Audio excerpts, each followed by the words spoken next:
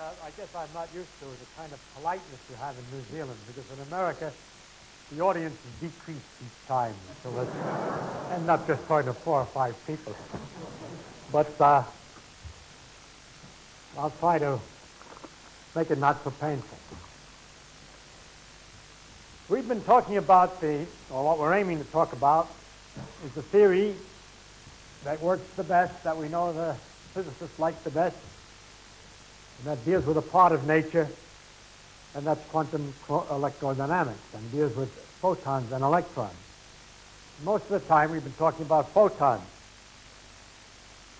What we've discussed is that mainly the main idea of the talk is to give you some idea of the kind of framework of ideas which theoretical physics needs in order to describe results of experiments. And I think by this time you'll agree, after 2 lectures, that they're very weird indeed, and quite peculiar and difficult to believe. But I'll just remind you or review for one more time a little bit about what happens with photons. And as we've said many times, 2 times before, we have a source here, and the photomultiplier, which makes counts of photons. Even if we have only 1 photon at a time, and if we have more than one way that a thing can happen. And the example I've been making several times is that the light the photon we could imagine could be reflected from 2 different surfaces. If there's more than one possible way that something can happen, the whole structure works as this way. In any situation where you have experiment looking at something microscopic, which of course you have in the end to look at something macroscopic that is large, and the photomultiplier amplifies up. When you have a system like that, you can't predict exactly what will happen, but only the chance that the system operates, that you find something happen here. And this probability is always given as the square, or the circle if you wish, of a thing called an amplitude. And this amplitude is a kind of absolute square. It's a special kind of it's the square of the length. And the amplitude is nothing but an arrow drawn on a plane. Now, when something can happen in more than one way, the amplitude that it happens is calculated by adding the amplitude for it happening one way plus the amplitude that it happens the other way. And when you square that, you get the probability. In a problem like this, we have found that the circumstances or the probability for this event might depend upon how far apart you put the plates, and you get reflection from a pair of plates which varies with the thickness in that manner. And so, this, in our particular example, I finally found out that that was 16%, and that was 8%. From each surface, there was 4%. Now, if this were a more ordinary thing, like you would expect, an ordinary type of reasoning instead of this esoteric subject of microscopic physics, you would expect that the chance to arrive here could be analyzed by saying, of all of the ones that come down, some bounce from here with a certain probability, and some bounce from here with a certain probability. Let's say 1/5 bounce here, or what do we say, 1/25. And 1/25 here would be 2/25 of this. What we would do would be to add the probabilities. We find out that instead of adding probabilities in such logical circumstances, we add amplitudes. In other words, we can sit around and talk about it this way. You say, well, there's a certain, it can go either this way or it can go that way, and we just add the amplitude before we square. But that means that the logic that we can say that it really goes either this way or that way is false. You can't really say that in the common language way, or you're meant to add the probabilities. Because if you were to say it can either go this way, some of them come this way, and some of them come that way, you're at a total loss to understand why, when the thickness is just right, none of them come at all. Because if some of them come one way and some of them come in the other way, the fact that they can go both ways surely isn't going to make it that they don't come at all. But that's exactly what does happen. And so the idea to be able to say that it comes either one way or another it requires that you know what you're talking about. You're not talking about ordinary either one or the other, but either one or the other in the sense of adding amplitude. So it's a crazy game. I still find myself saying, well, it comes either one way or the other. But it is not really true that for a given particle which arrives here, you can say that it either came this way or that way. You won't get the sensible physical idea out of that. As a matter of fact, it's entertaining. The following thing is very interesting. It is possible to put some kind of atoms on the surface here, such that when light bounces off it, they leave some trace that the atom is left in some other state than it was before. So that if it bounced the light from the surface, an atom on that surface would be left in a different state. Likewise, we can put atoms of this kind. It's rather technically difficult with light, but you can do it in many, many analogous experiments in similar situations. Well, imagine we can do that with this. And then we could say, let us bounce the light, and then afterwards look at the atoms and see which ones are excited. What you discover is that you have enough here that you don't miss them. But you forget the cases where you miss. That it's either excited here or it is excited there, yes. In other words, it does look like the photon either goes this way or that way. And when you have the atoms here and you count just those cases in which you can find, you see, I'm worried about the cases where you miss them. Forget the cases that you miss them. And take only the cases where either one or the other atom is excited on one or the other sheet, and ask for the probability of arriving here. And you know what you get as a result of as a function of thickness? A completely different result. If you have atoms there that can leave a trail as to whether light was there or not, you get 8% reflection no matter what thickness. In other words, it tricks you. You're going to be clever. You know that if you have no way to tell from which one it comes, if the light after it bounces off leaves everything the way it was before, then you get this funny interference effect. If, however, you put something here to see if the light bounced here or here, you can tell it bounced one or the other. It tells you, it leaves the atoms excited. But lo, there's no more interference effect. Why?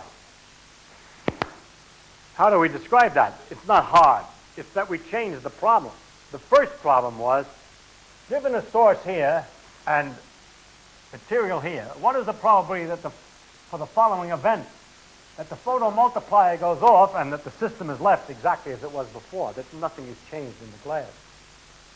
That's that curve, the first one.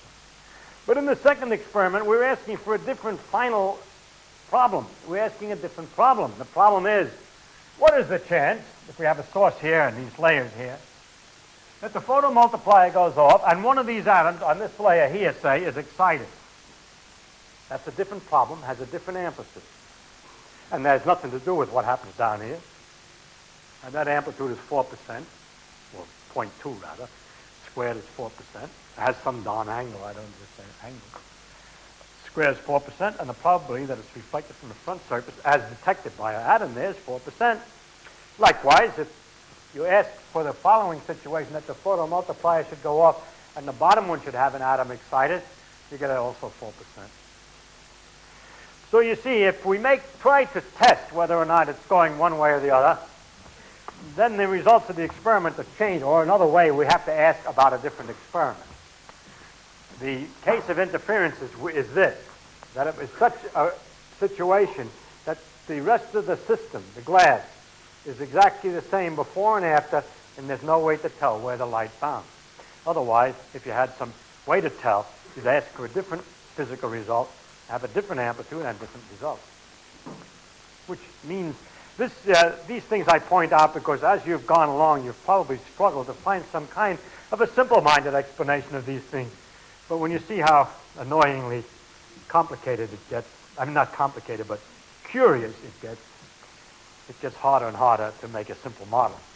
So we've given up on that.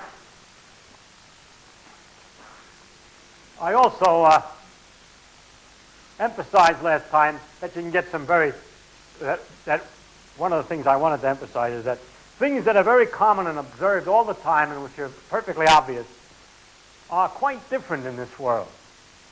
It turns out that what we thought was obvious is quite wrong and it's much more complicated. Or not more complicated, but just different. In fact, it's sometimes simpler and more beautiful. A particular example we had was that light was reflected by a mirror at equal angles, or that light went in a straight line, and we demonstrated that mysteriously enough, was the consequence of light going every which way, and not necessarily in a straight line. In particular, I pointed out that if we had a mirror which was made of little pieces of the right spacing and had light coming down this way, it's reflected back that way sometimes, but it has a good probability to be reflected at a special angle. That's crazy. That depends on the spacing here. I have been using light, and we've been using red and blue light. When we change the color of the light, the distance changes, but I have explained in the first lecture that the range of conditions is enormous, and that we can have distances corresponding to hundreds of meters for radio waves, and distances corresponding to spacing between atoms, or even much smaller for other rays. In fact, if these little spots were, instead of mirror pieces, just atoms, which are much closer together, very close together, then it's possible to find photons of such short wavelengths, much smaller than light. This distance is about 10,000 atoms, the thickness there, but here 1 atom. And when you have light of the wavelength of 1 atom, that's called X-rays. And when you shine X-rays on a crystal, which is where all the atoms organize this nice pattern, say a crystal of nickel or some other metal, you'll find X-rays coming off at special angles. That was discovered in 1914 and was the proof, they said, that X-rays were waves, but at the time all the other evidence indicated X-rays were particles, and we now know, you all know about this puzzle. At the same time, this was very exciting because it not only determined the wavelength, so to speak, for X-rays, it showed they were the same as light, but much smaller wavelengths, but also that is much quicker variation in time of the amplitude. The amplitude changes slowly with red, faster with blue, super fast with X-rays, super fast with gamma rays, and so on. And not only did that, but by the way, incidentally, by measuring these angles, you could determine the spacing and arrangement of the atoms in crystals, and that's how we've gotten to understand how the atoms are packed in various kinds of substances and so on, which is exciting and interesting all by itself. But I'm wasting time because the lecture's on electrons, and I've been talking about photons. But what I wanted to emphasize was the structure. The structure is amplitudes. We get to talk about them all the time. Only later at the end we square them to find probabilities. Amplitudes add when you have different possibilities. We also taught that amplitudes will multiply when the things happen in succession. In fact, amplitudes multiply just like probabilities multiply, and under the same circumstances. If you had, if we would like, we could analyze this another way. We can say there's a certain, if this were really a chance thing, we say there's a chance it gets from here to here, and a chance it bounces off, and a chance it gets from here to here. It turns out that that's right. You can analyze the amplitudes the same way. There's an amplitude to go from here to here, an amplitude to be reflected, and an amplitude to go from there to there, and you multiply them all together, just like you multiply probabilities. Multiplying, I explained last time, multiplying two arrows is done in the following magical way. You have two arrows, and you make a new arrow whose length is the product of the length of these two, and whose angle from horizontal is the sum of these two angles. So in this case, the product, I don't know what the unit, let's say the unit is this big. The product is a small arrow at an angle something like this. This is the sum of the two. Anyway, we find we can add and multiply arrows.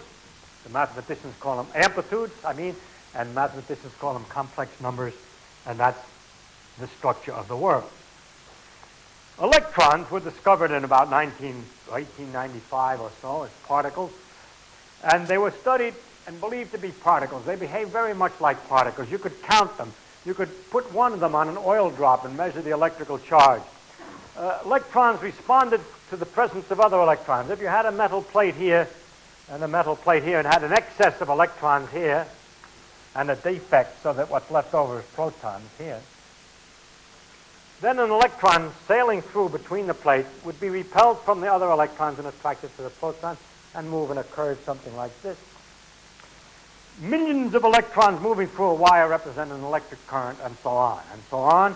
And the entire picture of electrons as particles going around in matter explained many phenomena, and everything was going along all right. There was some puzzles about how they behaved in an atom. If you've heard about the atom as being a little solar system with a nucleus in the center like the sun and the planets going around like electrons, then you're back in 1900 and something, 1910 or so, because it's quantum mechanical, as it turned out.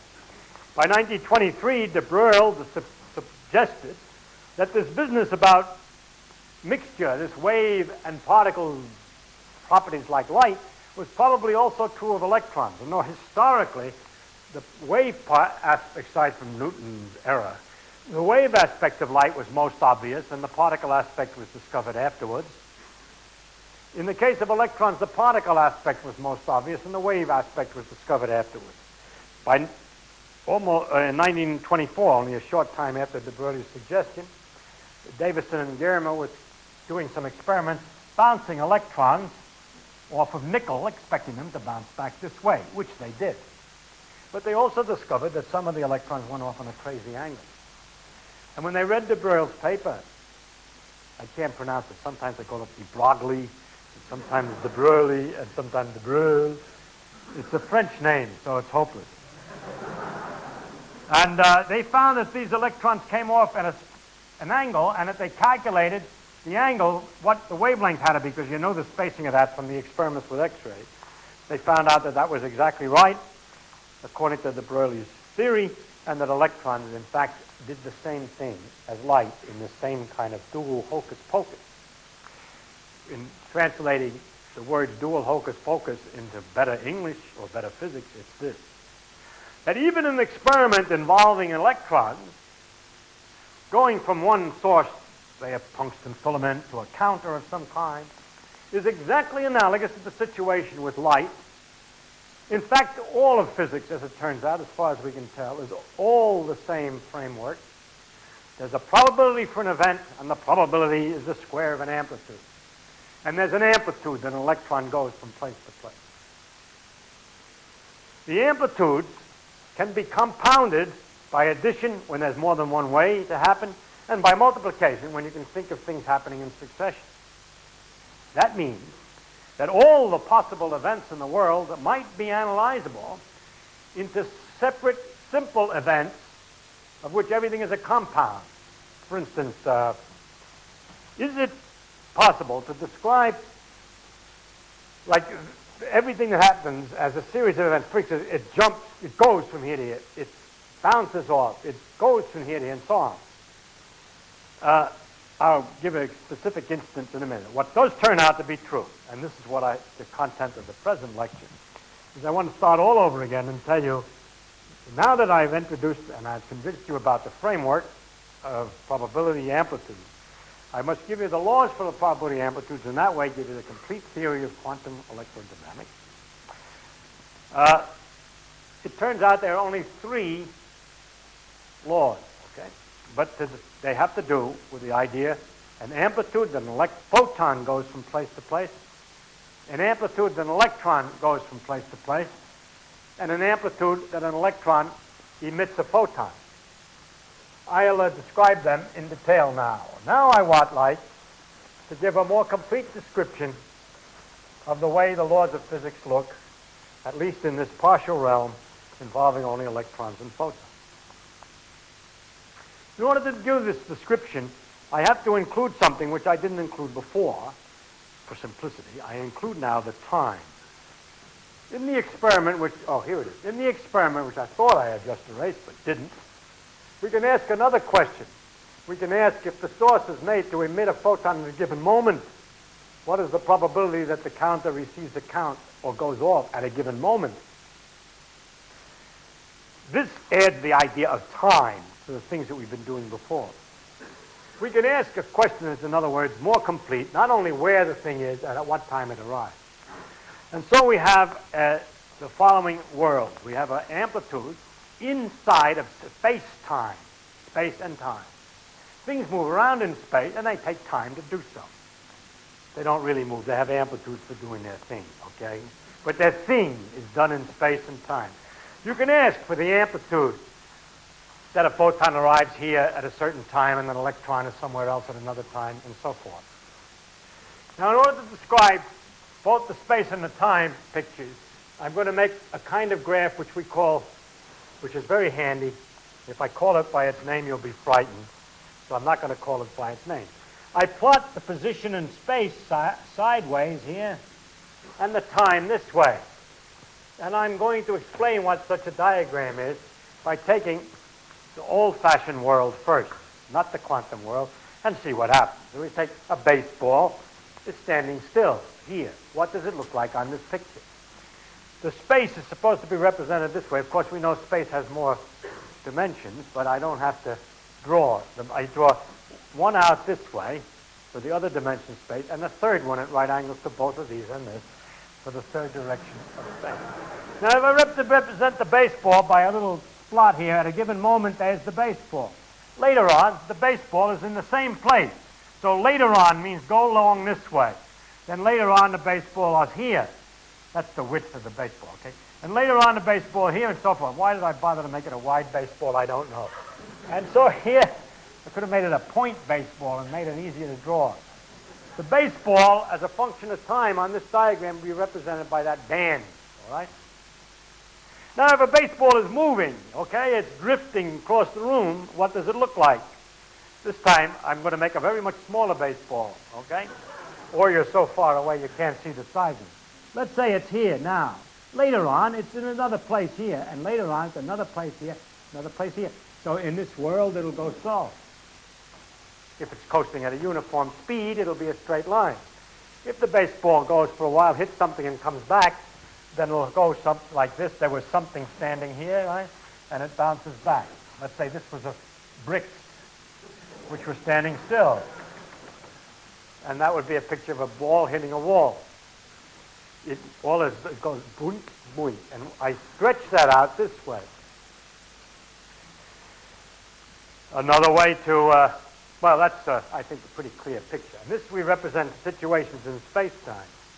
So if I were to, in space and time, which I've inadvertently called space-time, which is what everybody calls it. Now, we could say, for instance, that at this particular place, we had a source which emitted a photon at a certain time. This is the time, and this is the place.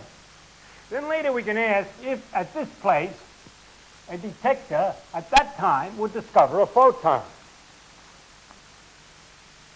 Now, if photons were baseballs, we could say, well, maybe the photon went straight along here, or what have you.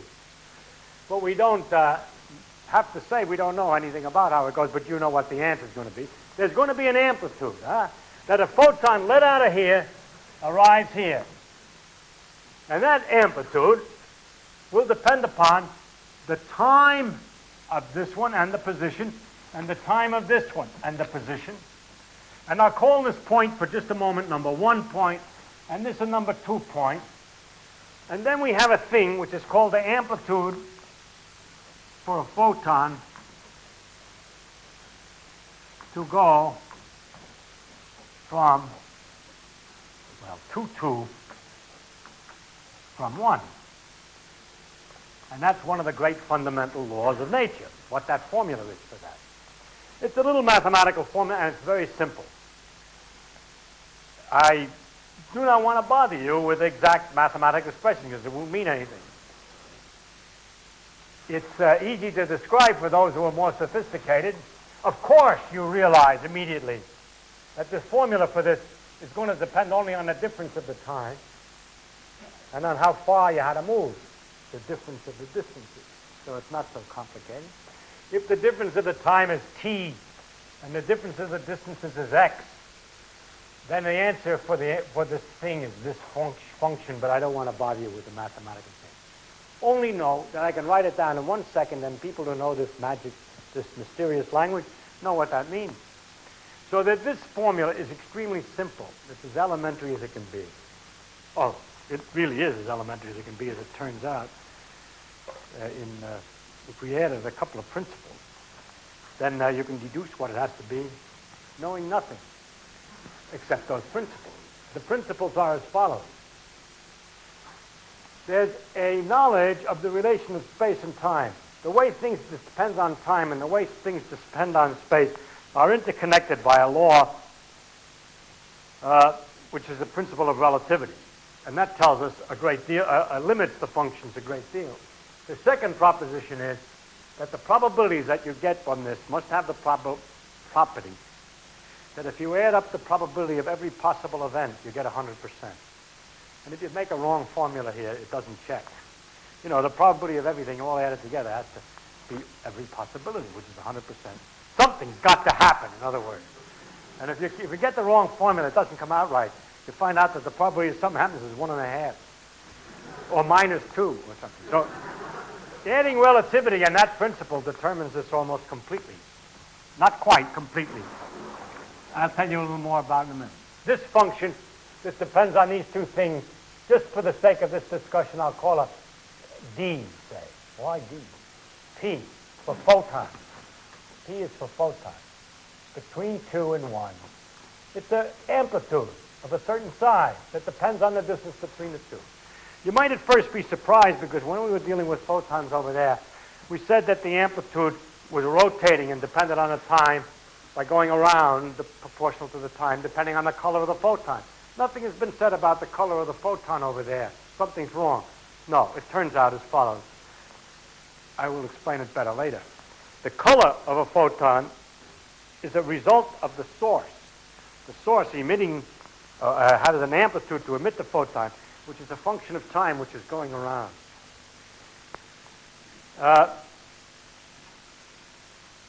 When an amplitude for an event changes with time by simply rotating, not changing its length, but by changing its angle, it corresponds in the real world, I mean the world you're used to, the ordinary world, to be a situation in which the energy of the system is definite. And what we've been talking about before were situations in which the color of the photon, the energy of the photon, was definite. And in those situations, the amplitude is turning around in time. This is, in fact, a result of the source. When we go back to discuss things as a function of time, and all photons are exactly the same, there's only one kind. If the amplitude varies slowly, it appears to his eyes a red photon. If the amplitude varies very rapidly, it's an X-ray.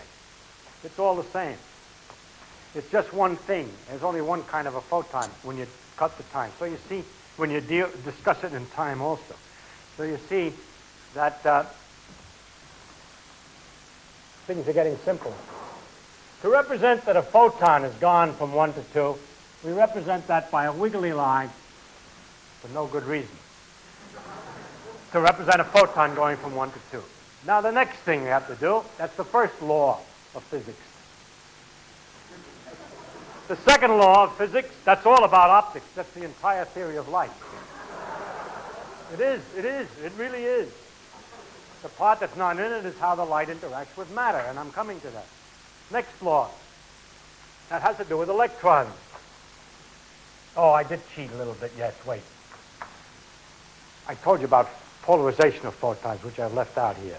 It also turns out that electron has two states of polarization too, which is sometimes called spin states. And again, I'm going to leave them out because they don't add anything to the ideas. They just add a little complication to the formulas, which you're not going to work with right now anyway. So if you want them, I'll tell you the exact laws, but this is very close. With electrons, we have a similar situation. I just draw the same diagram because I used up my paper and I rolled it away. But if this was time and this was space, we can ask the following thing. If the electron is known to be started here at a position in time which I call 1, it has a certain amplitude to arrive at another position in time, 2. It then will go from 1 to 2, which I'll draw with a straight line to distinguish it from the photon case. And we need a formula for the amplitude for an electron to go to 2 from 1. And that's a different function of the 2. That is a number that depends on the 2. And I'm going to write it down here. No, it turns out a little harder to write that one. It turns out that that one involves not only the time and the x, but also another number in this formula. It's more complicated than this. And that other number is a characteristic of the electron. It's called its mass. And I'll tell you in a moment a little more about it. In other words, what it this thing really depends on the position 2, the position 1, and the number m, e, the mass of an electron at rest. Mass of an electron. If you put the right number in for that, then that's this thing for electrons. If you put 0 in for that, that's a photon. That's this one. That's D. And as we'll see, for every known particle that we hope in the end, for every point-like particle that behaves like a point, it's got to be this way with some m. You can deduce that alone, this formula for this thing, from relativity and this business about the probabilities adding to 1. The only possible function is a particular one here, which I haven't written down, but I write it symbolically. It's an arrow, which is the amplitude, a complex number, which depends upon the 2 positions, and on some number. In the case of an electron, that's a particular numerical value. Now, it would be nice for me to finish the job and write down the formula for that thing, but I can't make it understandable to you, because unless you have some more enough mathematical background to appreciate Bessel functions. So, but I will tell you a little bit about the function. A special example. A special example, in fact, of the use of such a thing. Suppose that we have a situation where we know at the present moment, time is this way as usual, and space is that way. We know at the given instant that the electron is equal amplitude, exactly the same amplitude, to be everywhere in space. Then the question is, with what amplitude will I find it at this particular place later? Answer. It might have been here, and then it would go to there. Or it might have been here, and then it would go to there. Or it might have been here, and then so on and so on. So what you do is you take for each one of these places, for these 2 points, the value of this E, and then for these 2 points, the value of E, and you add them all together, because those are all alternatives. It might be here, it might be here, and so on. I could write it this way. The amplitude to arrive at point 2 from places 1, which are all different values of x at a particular time t1, we'll call this t1. This is mathematically complicated and frightening, but all I'm saying here is exactly, perhaps I better not say it this way. What you do is you take the amplitude to go from every one of these points to here and calculate it. Add it together. In other words, you add this thing for a given time, but all different places. And then the answer is very simple. The answer is simply an amplitude of a certain of a unit length, whose phase, whose angle here, goes around depending on how much time it's been from here to here. Sounds familiar, but it's not a photon. And the rate at which it goes around is very high. It's something like 1 point some odd times 10 to the 20th. That's 130 million oscillations a second. All right? But that time, the speed at which this is going around, if you change this time, is characteristic of the electron and measures its mass. Furthermore, it's pretty obvious that the amplitude to arrive at any other point is exactly the same, because it had all the same amplitudes back here, and if I started with another point here and drew all those arrows and everything, would be the same picture. So the amplitude to arrive everywhere is again the same, but has a different angle.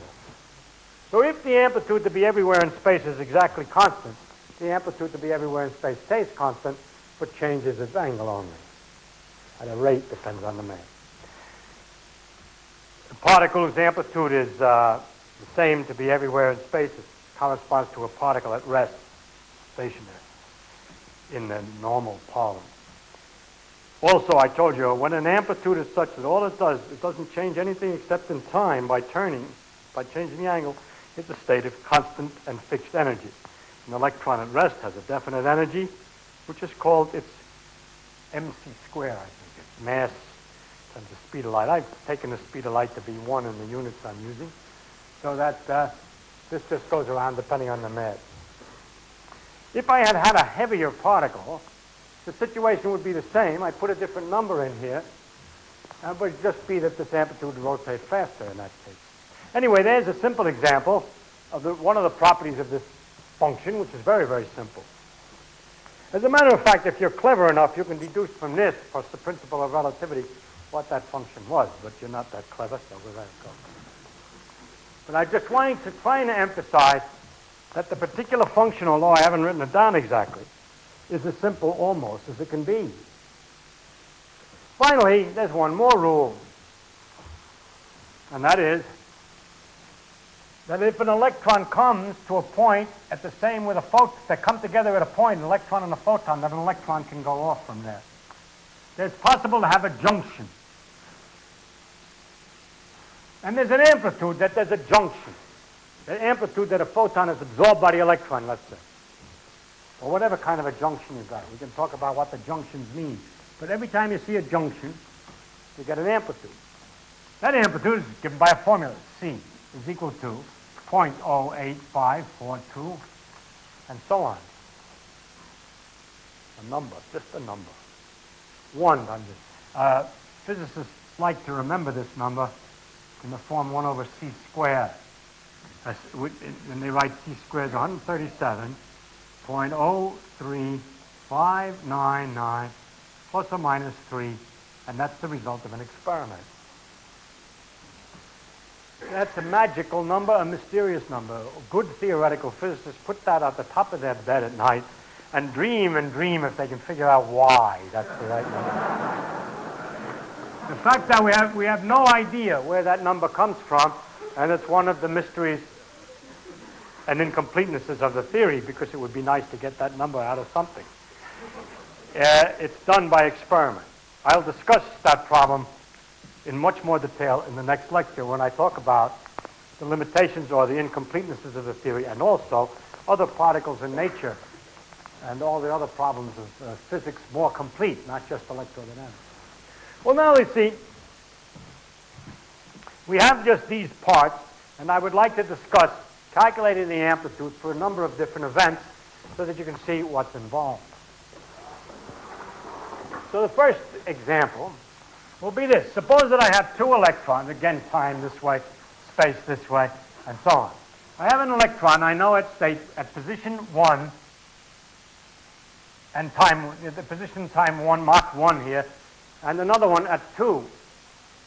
And I would like to know whether at a later time I will find one electron here, well, let's not put it in the same place, and another electron, say, there. All right? So one electron should be at 3, and the other at 4. Now, to find out how to do it, the first thing I do is I suppose that the electron number 1 went to 3, and the electron number 2 went to 4. So I draw a picture like that, and I read the picture mathematically as follows, that amplitude for this event is the product, as we talked, because these are two independent things. There's one factor, which is the amplitude that this gets from here to here, which is just that E thing, which is some arrow. And there's an amplitude to get from here to here. If I were writing it mathematically, I'd write E31 times E42. But what I would mean is, I get from the formula the size of the arrow here, and then I'd multiply it by the size for this arrow, and that would be the answer. But that's not the complete and exact answer, because there's another possibility. So I must consider other possibilities that can occur. Another possibility is that it was this electron that went to there. I'm just drawing the same picture over again, but making a recombination. This is 1, this is 2, this is 3 and 4, and the amplitude for this one would be E3 from 2, E4 from 1. And from what you've learned last time about photons, if it can happen in two different ways, you add the amplitude. But for electrons, there's a different rule. When it can happen in two different ways for electrons, you subtract the amplitude. This subtraction has a very profound and remarkable influence on the behavior of electrons, and is the reason why electrons behave more like particles experimentally than like waves when they were first found. I'll come back to that in in a little while. Let's forget this for a while and let's talk about just situations like this that somehow you know it's the same electron going here. This subtraction is extremely interesting. But I'm going to come back to that because I want to concentrate on something else. Well, there's another way that the first thing can happen beside that exchange, and that's this. It could be, here's the particle at 1, and here's the particle at 2, and the particle that goes to 3, and the other one's going to go to 4. Now, I had them going directly. That was the first thing. But you must add an amplitude for every possibility, so we have to keep on going and adding something. It could be this. Number 1 could go to some place in time and space, which I'll call position time 5. The electron can go to here. Yeah. And then go from 5 to 3 and make a junction here by emitting a photon, and the other one go to the other point where the other end of the photon is 6 and go to 4. Now, if you're brave enough, I'm going to write the amplitude for this thing in a high-class mathematical fashion, and you'll be able to follow it. The answer to this amplitude for this contribution here is the following. E35, E51 times E46 times E462 times, anybody got another guess? What else is in it? D56. That's P, photon, 5 to 6. And forgot something, C times C. How's it work? If I haven't made a mistake here, there's an amplitude of the electron goes from 1 to 5, and then an amplitude the electron goes from 5 to 3. Times an amplitude, that's a junction, that's a C. Likewise here. In addition, there must be some amplitude that the photon that's been liberated at this junction has gone from 5 to 6. You put that in too. You multiply all these together by those rules. I know it's getting complicated, we're piling a lot of stuff together, but it's like playing checkers. There's a few rules, and you just have to use them a lot. You got triple jumps, but they're nothing but single jumps repeated. So it's like each of the thing is simple. It's just repeated and repeated. So we calculate this thing and add it, that amplitude with all its arrows, and multiply to that one up there. Let's forget the other case for a minute. Add it to that and be improved accuracy.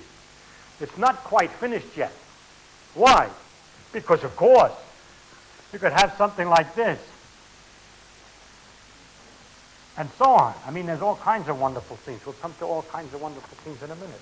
You got 2 of them going across and so on. Well, this is a hopeless task. And you got to keep adding and adding and adding and never get finished. But we're going to get a good luck. Good luck.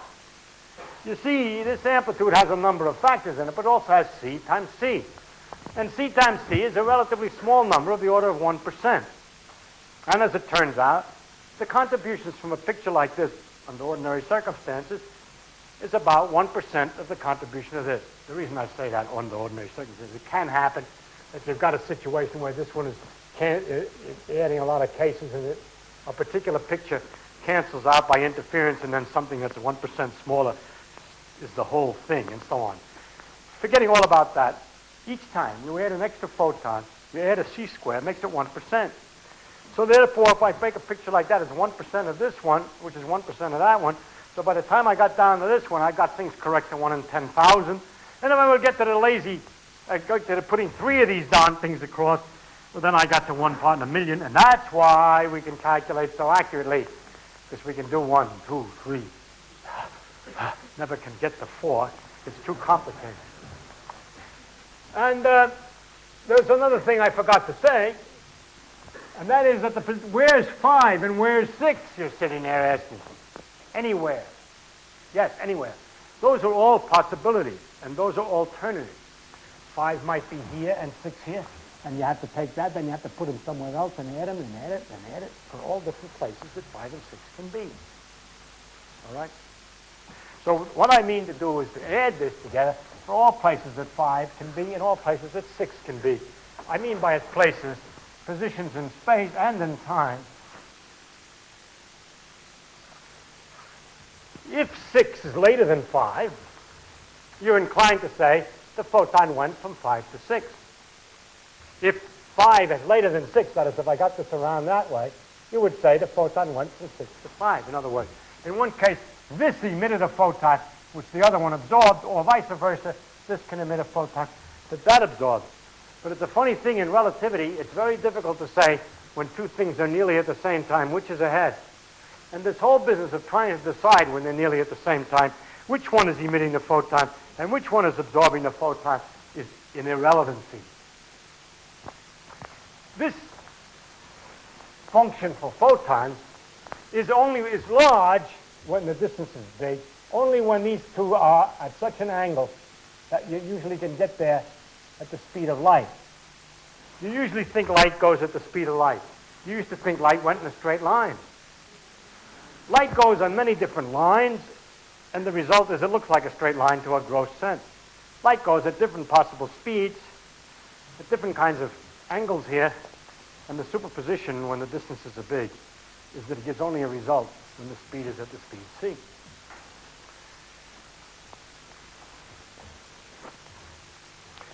So I have now finished telling you, one thing I cheated a little bit in the fact that I left out the polarization. And this junction thing has a whole lot of different numbers. Depending upon different polarization cases, it could be one kind, another kind, another kind, different combinations of polarization cases here. And those numbers are those are a little 1, aside from this factor.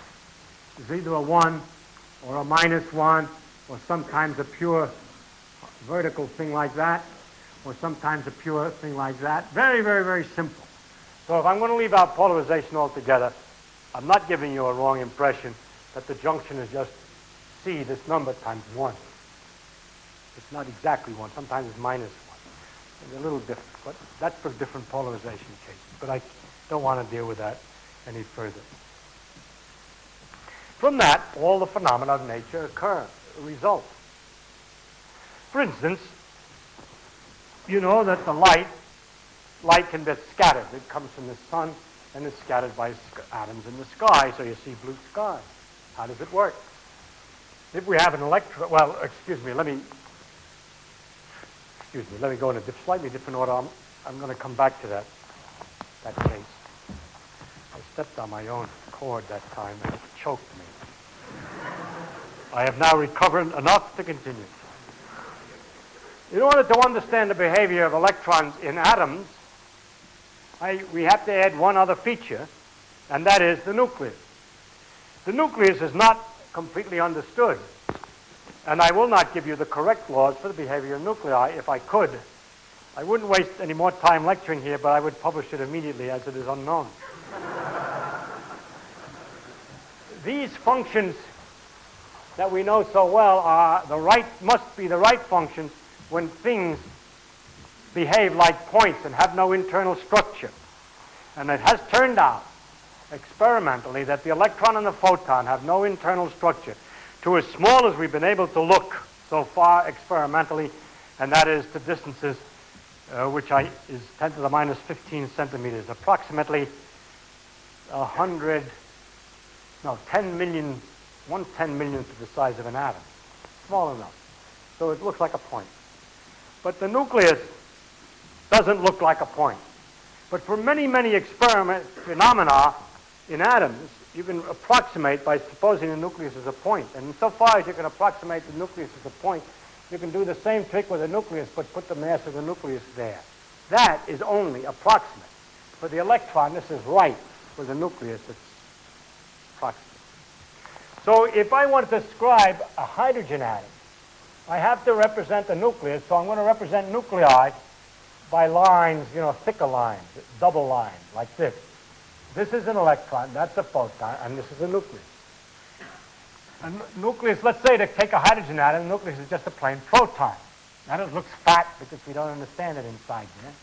But the electron is nice and thin, and it goes along, and nucleus might emit a photon which interacts with the electron. It could be that over a million years, or a few millionths of a second in the practice, that you can emit several times photons back and forth, and the electron in general does some sort of a dance like so around the proton. Calculate the total amplitude, an electron and a proton down here. Still looks like an electron and a proton after a long time. You have to add the possibility that the electron and proton just went directly with ease, or that the electron went for a while and there was an exchange and another one of photons. Both of these things happen, and the interference between them has an effect on the motion of the electron. In the presence of a proton, an electron does not move the same way as it does when it's in empty space or free of a proton. When it's free of a proton, the amplitude to find an electron at a certain point is given by this function. As a matter of fact, you can show, in a manner similar to the case of light, that if there's nothing but an electron in the space, it appears to go at a uniform speed in a straight line. That is through the interference, of course. The same way with light. But when there's a proton in the neighborhood, or any other source of photons, but let's take the case of a proton. As the electron is moving, its amplitude keeps changing because the amplitude of the situation keeps changing because of the exchange of the photons. And the result of that is that the amplitude to find an electron anywhere is altered by the possibility of exchange of photons with the proton. And that is all computable and quite complicated. That's the theory of atoms. But if we have a very large-scale event in which things are far apart, and I drew it somewhere, but it's long lost. If I had some metal plates with an excess of protons here and some extra electrons sitting here, then an electron going along here, and mind you, this is on a very large scale compared to my other drawings where atoms were big there. Now they're tiny. It could be a photon go across here, another photon, another photon. These billions of photons going across are all very long wavelengths, a few centimeters, half a centimeter, contain very low energy and hardly disturb the system. The thing that's emitting them can emit them without any change. It's such a small energy. At any rate, the main point is that the electron in going along in this space here is not going along the same way as it would if there were no plates. And when you calculate the chance of finding an electron to go from here to here, you'll discover also, just like we did with light, that in this approximation of large scale, the only path which is important is a special curved path, not straight, because the photons are altering the amplitude. Actually, yes, that's right. The interference, I got the curvature in the right direction. That's what was worrying me. If you, in the case of light, you remember that there was an angle at which the amplitudes came in, and if we added all these amplitudes together at slightly different angles, the only path that was important was one in which the angles are not changing. In the case of light, the angle depended only on the time. And so it was time should be not changing, or least.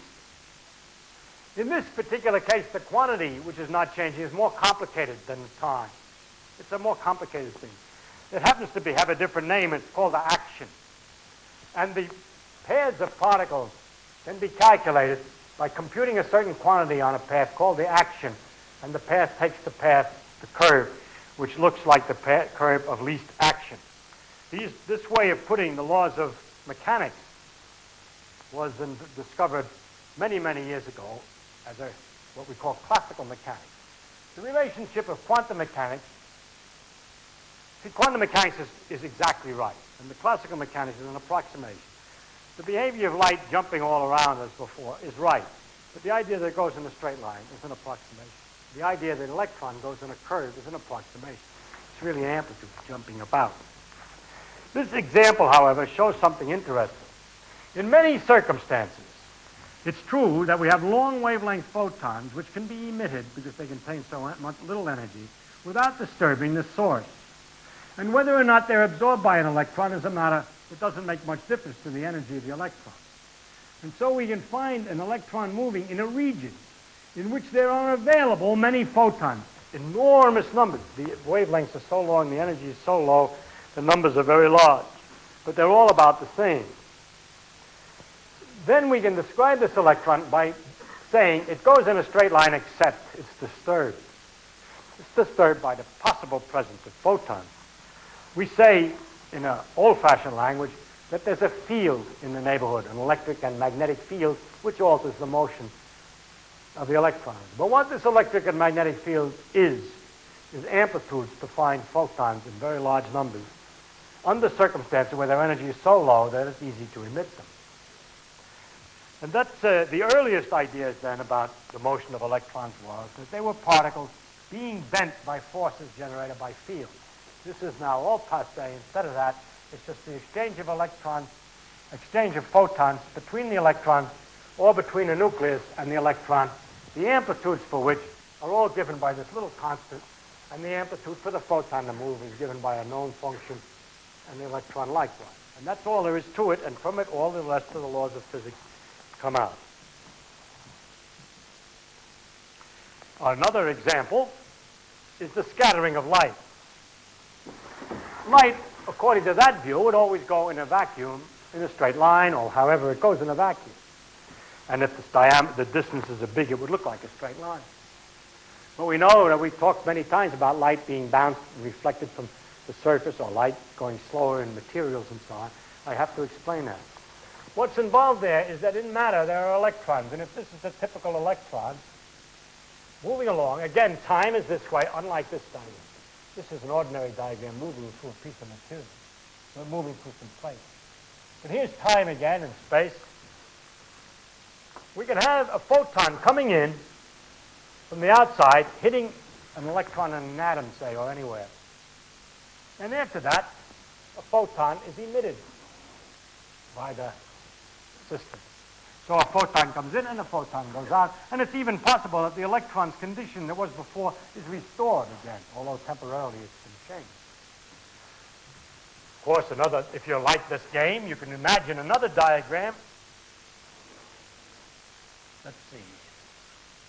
Another possibility. Crazy idea, isn't it? That it's emitted before it's absorbed. Yes, you add that too, both together, and it comes out right. Don't worry about anything. You just add everything.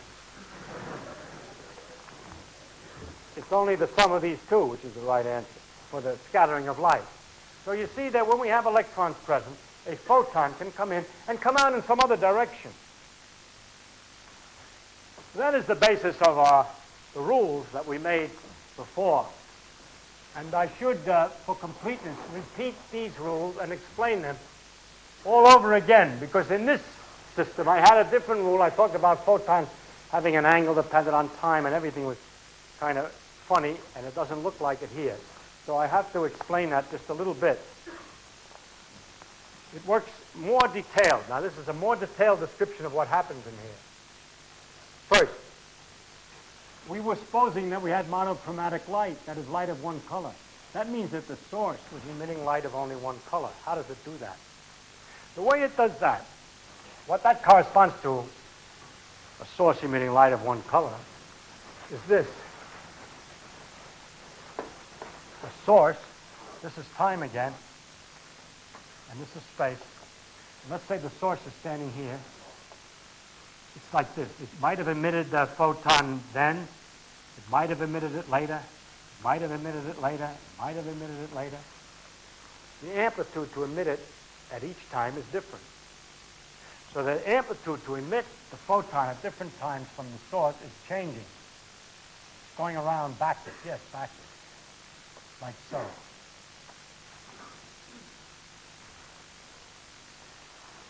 Now, to make a quick idea of it, let us suppose, for simplicity, that this function for the photon, just for simplicity, only for it's right at long distances, only connects 2 points which are going at the speed of light. It's a simple model. It's a simple approximation. So if I were to come over here and get if I would get the photons to get to here by one route and compare it to another route, when the time is longer, it must have been emitted earlier. If I asked for it to arrive here at a certain time, if it came this way, it was emitted at one time. If it came this way, it was emitted at another time. The amplitude to be emitted earlier. It's going around backwards with time.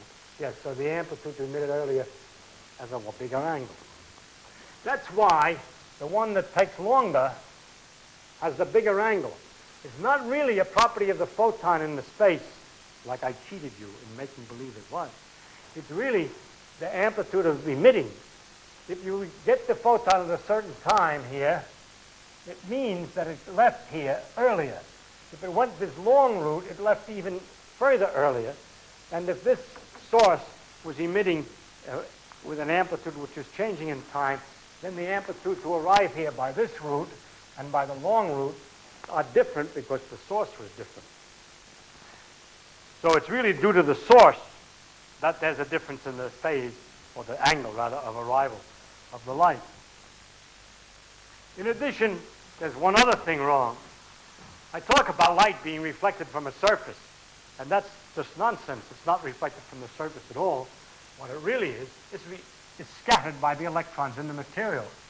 So the correct picture of this thing is this. I'll draw a better picture. What really happens is that the light comes down and hits the first piece of matter and then is scattered back by that kind of a picture on the last board over there, down here in microscopic view. Or it comes down here and is scattered there, or down here and scattered there. And that's all it does. It's really scattered in the inside, not on the surface. And so we have to add together a whole lot of amplitudes, each of which takes a little longer and have come from the source at a different time. And so it ends up adding a whole lot of little arrows. Each one is a little turned relative to the other by about the same amount. And if you add arrows, each one of which is the same length, and they're turned relative to one another, they go around on a polygon, or if the arrows are very small, a circle. And so you see that the net result, for example, of a certain thickness is to have an arrow, a net arrow, from this end to here. By the way, if this is the center of the circle, that could be represented as the resultant from these two as this and this together. But that's the way I cheated last time. I just drew these two. But what really was happening was the circle. Let me explain it again. It goes, each little contribution in the interior goes around in a circle, and if I have the thickness just right, exactly right, the circle is complete, and the net result is 0. That's the first minimum. If I go a little thicker, it goes around again and comes back to 0. If I used half its thickness, it would go around halfway and stop, and in that case, I get the biggest possible amplitude, and so on. So those fluctuations were really not from the surfaces, but from the interior. At least we have the glass where the matter is doing the scattering of the light, and not some imaginary stuff like the surface.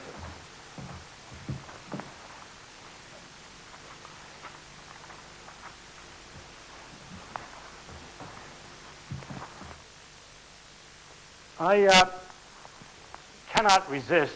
One of my problems is, the problem is with this is that I can make it more interesting by showing you how more and more of the phenomena that you ordinarily see work out this way. And at the same time, I have a desire to tell you about all of the phenomena which are quite unlike what you see, which are quite unexpected and exciting. And I don't know which to do, either to convince you that it's interesting because it's something you didn't understand before, or it's exciting, and the thing to do would have been to give 8 lectures. But I didn't. I only contracted for 4 lectures. So what I've decided to do this time is to tell you about something unbelievable but still true, which is very interesting. So it doesn't explain a phenomenon you know about, but it explains something you don't know about. And that's this. Let's take the simple situation, well, there's many possibilities. I'll say it very neatly.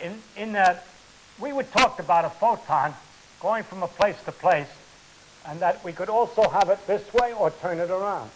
We could have the points 5 and 6, 6 being definitely later than 5, 6 being nearly the same time as 5, or 6 being earlier than 5. And when 6 was earlier than 5, it was just a photon going the other way, if you'd like. Now, as it turns out, the same thing, mathematical form of these functions is very closely related. I think I already told you, if I didn't, I meant to, that d of 2 and 1, if I put 0 in for the mass, that f of 2 and 1, if I put 0 in the mass, is the same as this d. So all the functions are exactly the same, with just one number in them, 0 for the case of the photon. And their properties are very similar. So at first you thought everything was understandable when I drew a picture like that. For example, the electron's coming along, the photon comes, electron goes to another place, and the photon comes out. I did shock you by having the photons come in the wrong order, but it's still all right. But this is a real good one, isn't it? Suppose this point here gets earlier than this point, and I start to draw something like that. Never mind about all the photons, they're in there too, but the point I'm trying to emphasize is the motion of the electron. This is time, and this is space.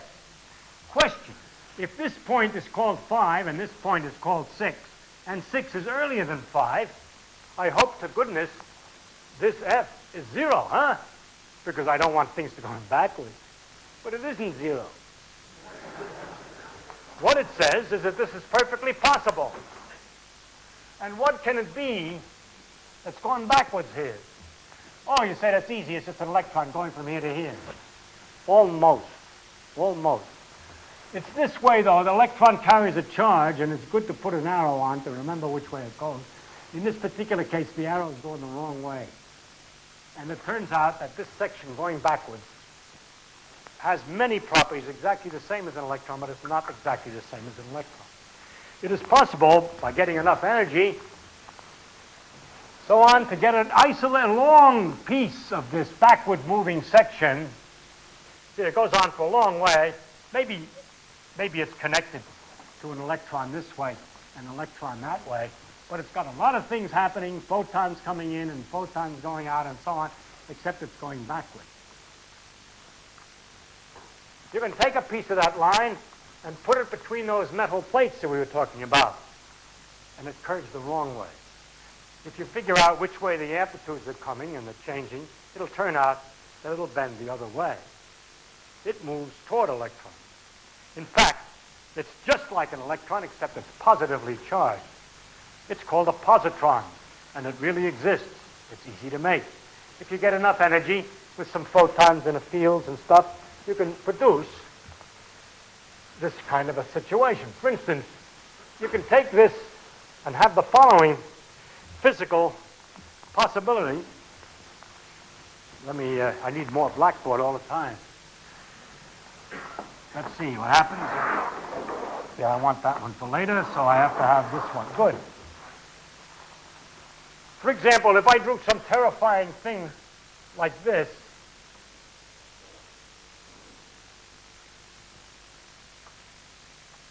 with 2 photons, this represents the possibility that an electron and a positron initially in space come together, disappear. No more electrons. Time is this way. Time is this way. Yeah, I know. It looked like I drew the diagram sideways. I didn't draw it. They get 2 photons out. An electron and a positron can annihilate and emit 2 photons. It's directly observed easily in the laboratory. Or photons can come, I can draw it the other way. Photons can come together and produce that. Produce an electron and a positron pair. So that it turns out, because of this mathematical business, that every particle can go backwards as well as forwards in time if you want. And so for every particle in nature, there's another particle that goes with it, matched, which is called its antiparticle, and which has many of the properties of the original particle, with some of them with the sign reversed. In the case of the positron, for example, its mass is exactly equal to that of an electron. It comes from the same function. And its electric charge is opposite in sign. That you can find out by checking some numbers in here. It's all the consequence of these rules. In the same way, there are antiprotons and so forth. And a proton and antiproton can come together and annihilate each other, producing a lot of other particles.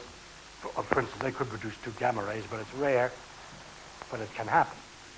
The other particles I don't want to mention because they come next time. And so we have the possibility of having any kind of combination of these things in space and time, sometimes going forwards and sometimes going backwards. The backwards one's a positron.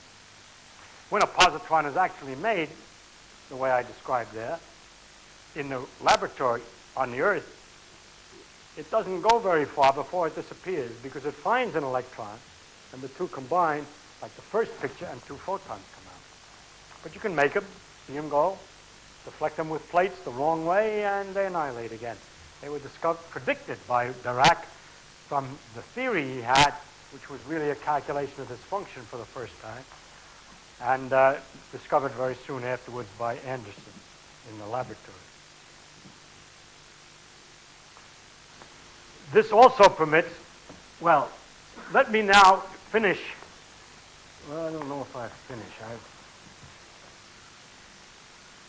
Yes, not finish. One thing I can't resist. This minus sign is so interesting. It means that when you cross up which is which, you have to subtract the amplitude. And that has an interesting consequence. Suppose the 2 points 1 and 2 are very close together, that you want to emit 2 electrons in the same condition at virtually the same position at the same time. So if 1 and 2 are the same, put 1 here and 1 here, and 1 here and 1 here, because 1 and 2 are the same place and same time. Now you see that this expression differs in no way from this, and therefore the difference between them is 0. That means you can't make 2 electrons, or you can't expect to find 2 electrons any time where they're made at the same point in the same place, same time at the same place. Or if you try to put 3 and 4 at the same point, you see if point 3 and point 4 are the same, these cancel. That would mean that 2 electrons can never be found at the same place at the same time. It turns out what it means is that they try to stay away from each other. Not just because of the exchange of photons, which is one influence which does make them stay away from each other, but by a completely different thing, which is this interference of the amplitudes. Actually, because of the fact that there are polarization cases, it turns out what I said is right, but if you take into account the polarizations also, then you can make 2 electrons at the same point, but they must be in different conditions. One must be polarized one way, and one polarized the other, so that you can still keep track of which was which. So as a matter of fact, you can get 2 electrons into the same condition of, not just, you can put 2 electrons into the same condition of motion, one polarized one way and one polarized the other way, but that's all. You can't put any more. It is on this fact, with its consequences, which is one of the other things I'm unable to show you because of lack of time, the very beautiful fact that all of the chemical properties of substances can be worked out. If we start with a nucleus which has some protons in which are attracting electrons, we start with 1 proton and it puts 1 electron around it. If you start with a nucleus which has 2 protons in it, it's called a helium nucleus, then you can put 1 electron around and put another electron nice and close in the same place. They try to get as close as they can. The other one can be in the same place because of the 2 possible directions of polarization. Now when you take the next nucleus, number 3, and you want to put 3 electrons around it, one goes in nice and close, the other one goes in nearly the same place but polarized the other way, and the third one, because there's only 2 ways of polarizing an electron, can't be in the same condition as the other 2 and has to be wander around out here waiting to get in.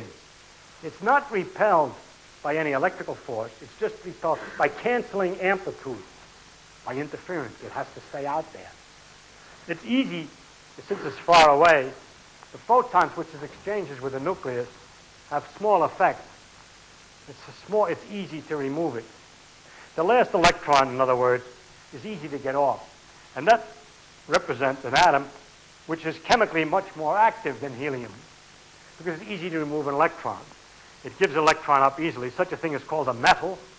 In fact, when you compress a whole lot of these atoms together, the electrons are so easily outside ones. They're so easily removed that they just swim around in a kind of sea around the nucleus. They don't even stick on one. They wander off to another one and wander off one.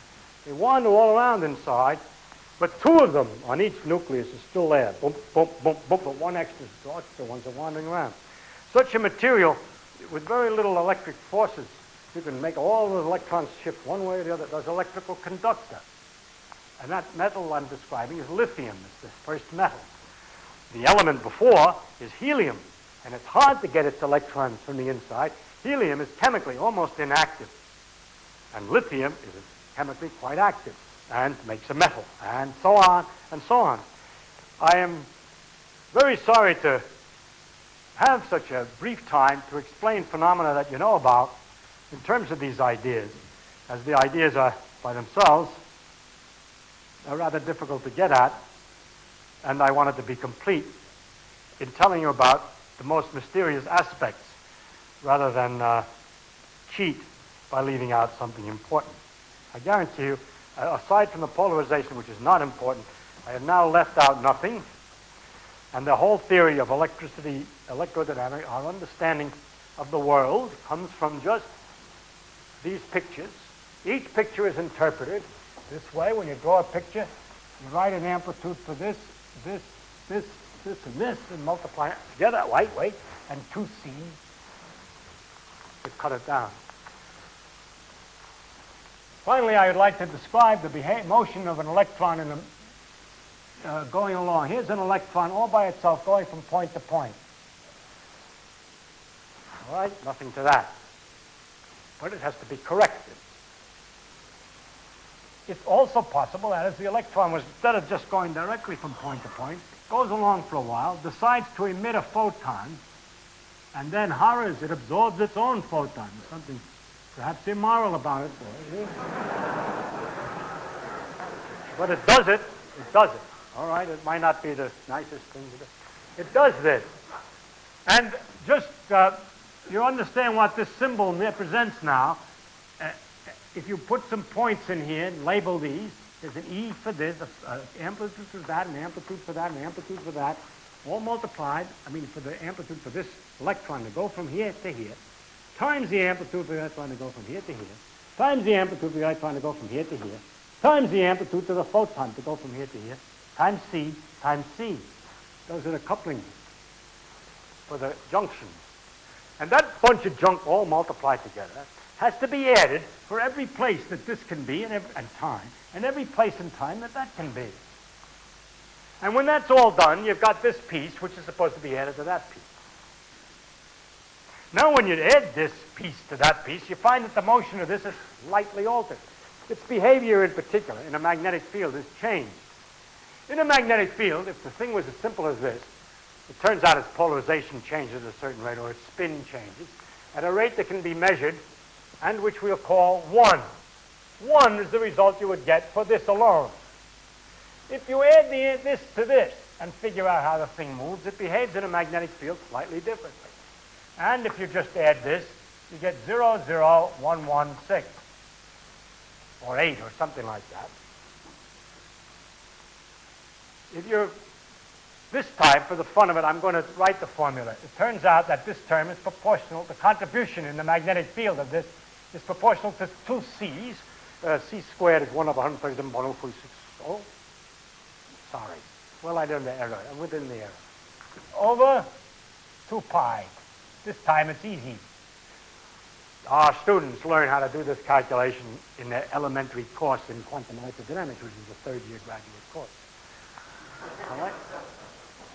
This was worked out by Schwinger for the first time in 1948. The next case is to take diagrams corresponding to 2 of these things, something like this. There are other possibilities. Let me erase here and write the other possibilities of this. I'm just continuing. There are other possibilities, all of which involve 4C, C4 something. And there are other things that can involve 4Cs. are something like this. Okay, there's a different kind of connection timing. And finally, there's nothing significant about that being straight. These points, it should be, and stuff like that, but I'm too lazy to draw it cockeyed. Here's an interesting possibility. Photon is emitted, makes a pair, electron and positron, and again, if you'll just hold your moral criticism, the electron and the positron annihilate again.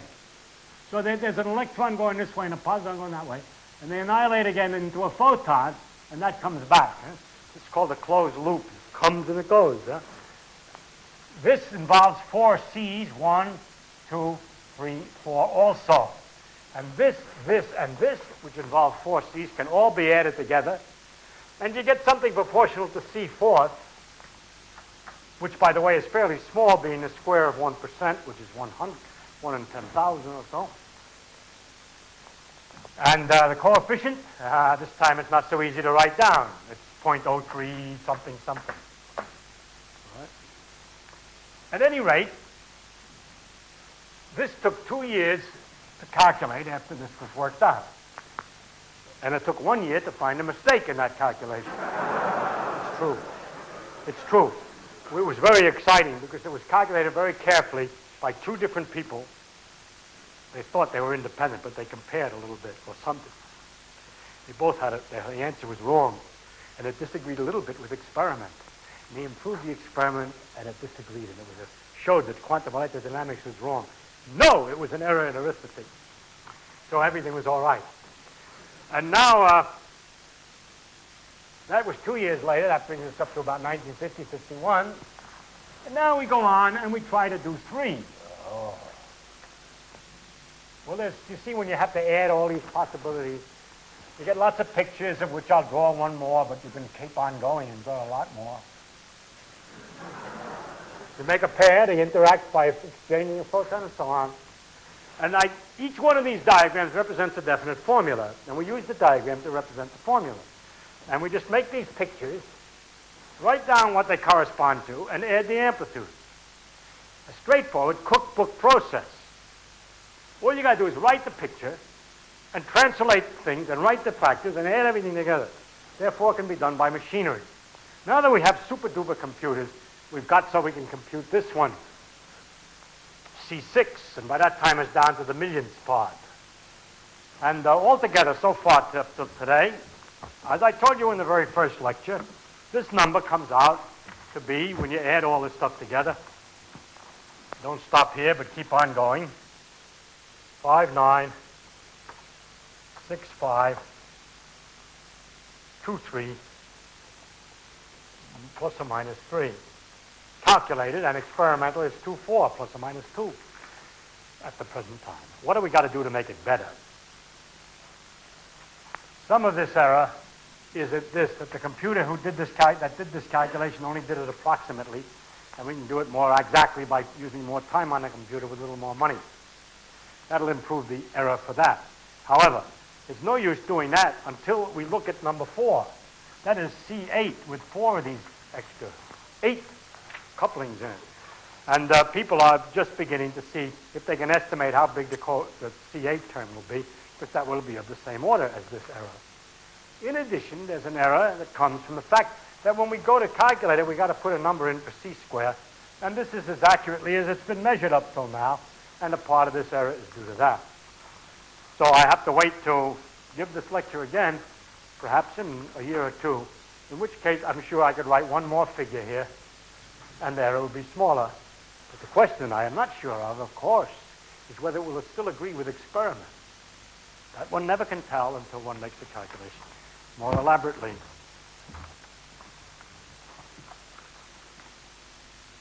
I think then that describes the framework of the world as we see it. In the first place, amplitudes for every event that we add together when we expect to add probabilities, and we multiply when we expect to multiply probabilities, but we're not doing it with probabilities, we're doing it with amplitudes. This makes us philosophic difficulties, if you wish, but after a while one gets used to it, one can think about these amplitudes, one can think about adding them. One can consider these as alternatives, which you simply add as amplitudes. And after a while, one gets to be quite familiar with this strange language.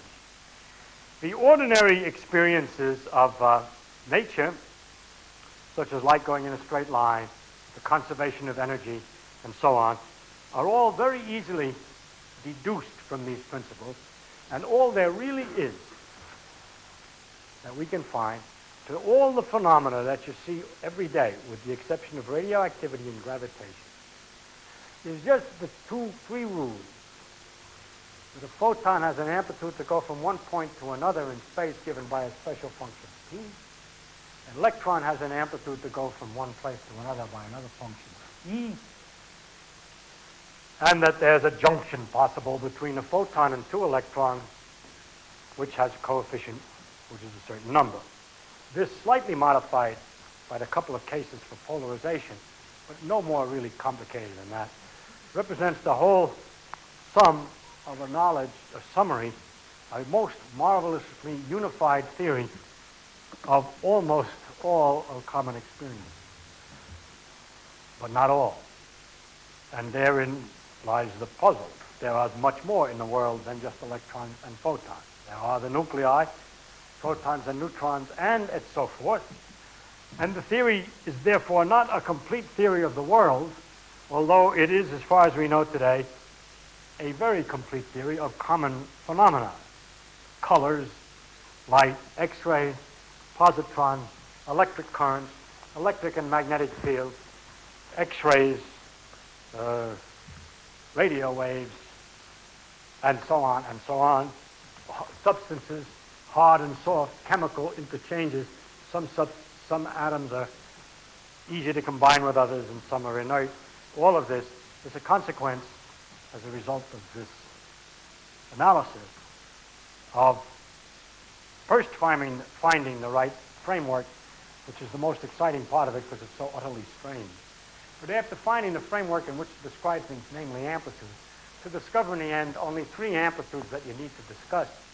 One is a simple junction number, and two functions, both of which, by the way, are really the same function. In one you put one value of amp, and the other put the value 0.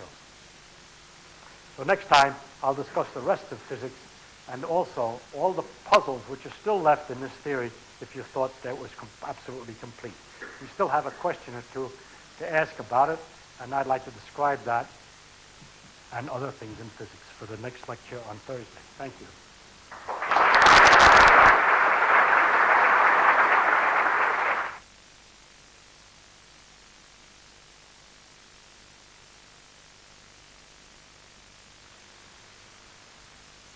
Where does coherent light, the light from lasers, fit into your calculations?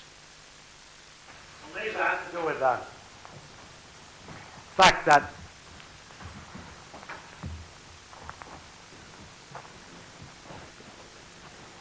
watch. We spoke about this situation and this situation, only this time I'm going to call it photons.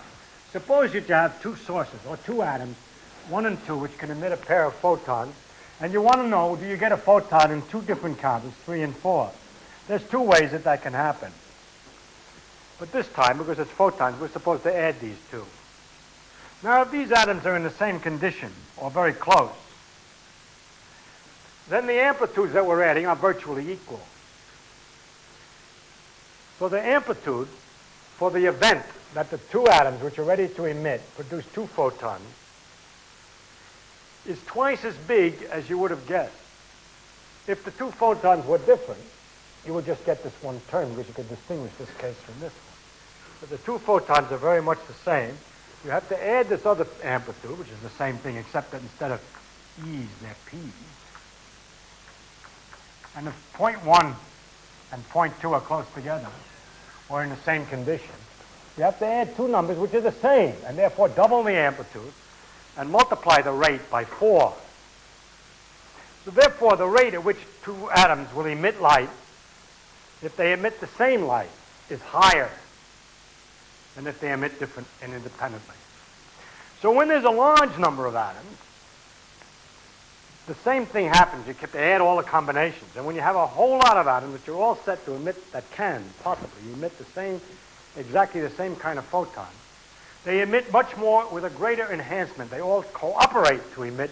They emit with a much higher probability than you would otherwise expect. A laser is a device for producing a large number of atoms in a corresponding physical state, which are all capable of emitting a photon in a particular direction, one kind of photon. It corresponds to all the 3s and 4s being on top of each other. And it has, therefore, when they're all in the right condition to emit, a whole bunch of them discharge their energy into the same photon, and that's what you call the coherent light of a laser. It's a very intense light of a single frequency in a single direction. The reason it works has to do with this interference. It's not very good answer, but it might give you a clue. Does the amplitude of a photon coming out have any effect on the one going in? Yes. What we have to do is we have to work out. You remember when I cheated in the beginning, when I was doing this easy, I said all you do is you take the time it took the light to get from here to here. But you see, that really is the sum of 2 times. I could analyze it in 2 steps. I could say there's a certain amount of, there's an amplitude that you come out, amplitude that you reach here, amplitude that you reflected times amplitude that you get here. Now, in multiplying the amplitude to go from here to here by the amplitude to go from there to there, I add those 2 angles. So I add the angle for this time to the angle for that time. It's just the angle for the total time. So that I can analyze this either way. I can either think of it as one photon doing that and consider the total time it went, or I get the same answer if I think of a photon went from here to here, a certain change in amplitude, angle. Then a photon, new one, goes from here to here. That would contribute an angle too. But I say to multiply them in succession. And when you multiply, you add the angles, and that's equivalent to the total time. So it comes to the same answer. Does the existence of a positron involve some sort of violation of causality? No. The question was that my description of the positron here involved apparently some sort of interaction, and yet an electron can be all by itself. That was a completely unnecessary difference. There's not an essential difference. I explained the need for the positron by a kind of continuity from this diagram here to this case here, in which the timing is changed, and told you that this function, mathematical function, had to be, this E function, has to be of a certain form where it's completely smooth between here and here. In fact, the mathematical properties are that the behavior when 6 is later than 5 and 6 before 5 are very closely interconnected. One can deduce one from the other. That's all I wanted to say about that. There's no reason why this backwards moving section cannot be a long section, either interacting with photons or not. I gave you an illustration of one where it was a long time going, interacting. But it could be that this positron was made on some star 10 light years away, and it's been going this way in empty space, unperturbed by any photons in the neighborhood, disturbing, you know, it'd be picking them up or not, like it was an electron alone in space for 10 years. Okay?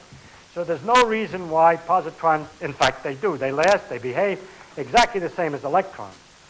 But for the accident of the fact that the world has so many electrons, the matter in the world has so many electrons in it, so our laboratory walls are full of electrons, and we can't make the positron not hit a wall, huh? If it's left alone, it coasts into the wall. And when it coasts into the wall, it annihilates. So in practice, the positrons don't last very long.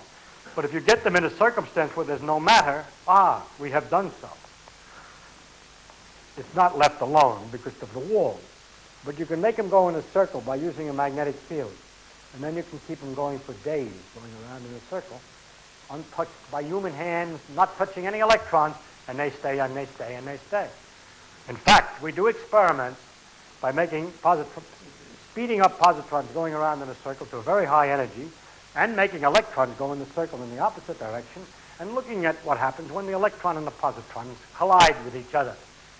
Then we have a diagram that starts out like this. Electron coming in, positron coming in, time is this way.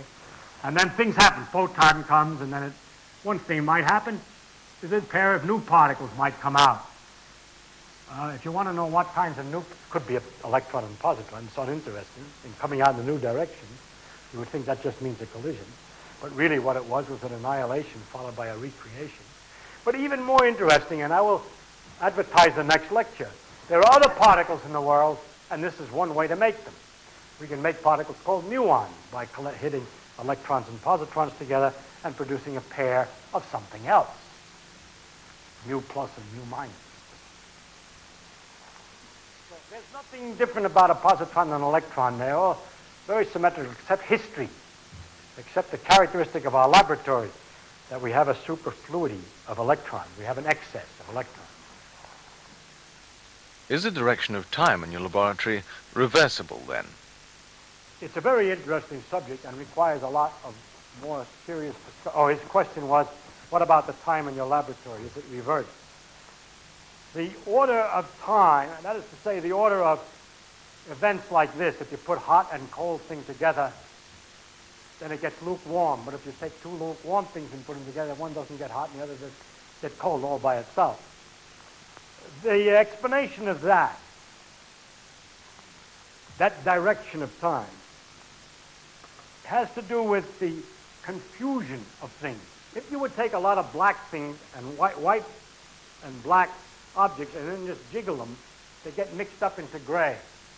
If you start with gray and just jiggle them, they never get black and white. But each jiggle could be perfectly reversible. For instance, your rule could be just take a pair and flip them over. Take a pair and flip them over. You can't tell whether I'm going forwards or backwards in time. If I take a pair and flip them, that is, reverse them, it looks exactly the same. If I ran the movie picture backwards, I took a pair and reversed it.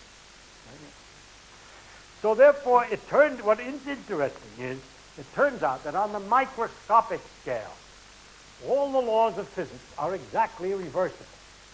Forwards in time, backwards in time look the same.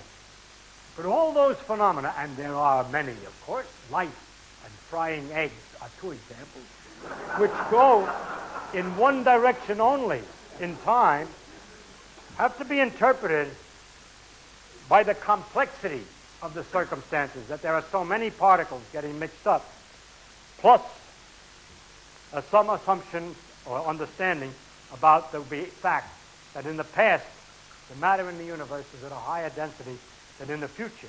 This is the property of the universe at large and is not reflected in the microscopic laws. So it does not, it turns out, in spite of the fact that I draw my arrows upside down, end up violating any causal principle. Strangely, it is very interesting. Whenever you have shown an electron changing direction in your space-time diagram, it has coincided with a junction. Why?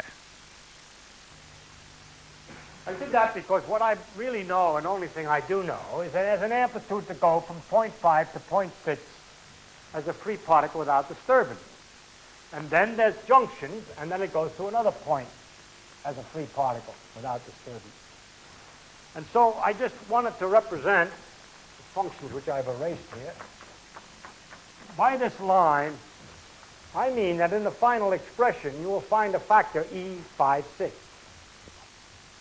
The line is only meant to indicate that fact, the fact that it's straight is a convention.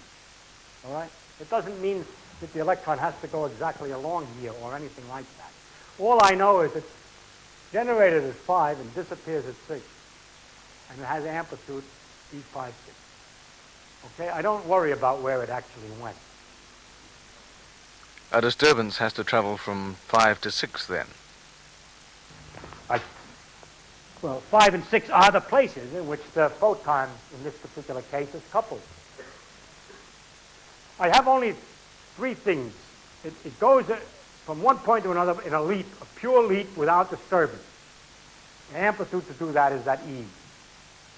Photon goes from one place to another without disturbance. The amplitude to do that is the D. Then there's an amplitude that an electron and a photon and another electron come together at a point. That's C. The 3 rules of nature, or of quantum electrodynamics. If all of nature is that would be all there was to it, but that's all there is to the part that we need to do quantum electrodynamics.